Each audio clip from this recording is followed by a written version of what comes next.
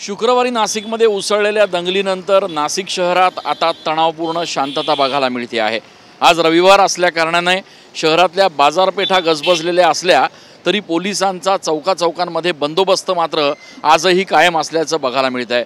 संवेदनशील भागातल्या सगळ्या चौकांमध्ये अशा पद्धतीनं पोलिसांचा ताफा जो आहे तो या ठिकाणी थांबल्याचं आपल्याला या ठिकाणी बघायला मिळत आहे।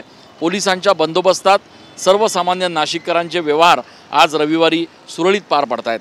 खरं तर या संपूर्ण दंगलीनंतर नाशिक पोलिसांनी 200 जणांविरोधात गुन्हे दाखल केले आहेत, तर जवळपास 20 जणांना या प्रकरणी अटक करण्यात आलेली आहे। जे सीसीटीव्ही फुटेज पोलिसांना प्राप्त झालेले आहेत त्या सीसीटीव्ही फुटेजच्या मदतीने पोलिसांनी आता गुन्हे आणखी दाखल करण्याची तयारी केलेली आहे। पालकमंत्री असतील, छगन भुजबळ असतील यांनी आता दोन्ही समुदायांना शांतता प्रस्थापित करण्याचं आवाहन केलेलं आहे आणि सध्या नाशिकमध्ये तणावपूर्ण शांतता बघायला मिळते आहे। कॅमेरा पर्सन आकाश येवलेसह मी चंदन पूजाधिकारी, TV9 मराठी।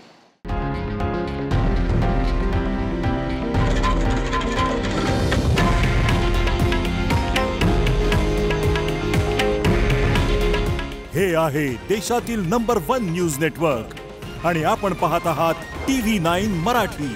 काळजी तुमची, हित महाराष्ट्राचं।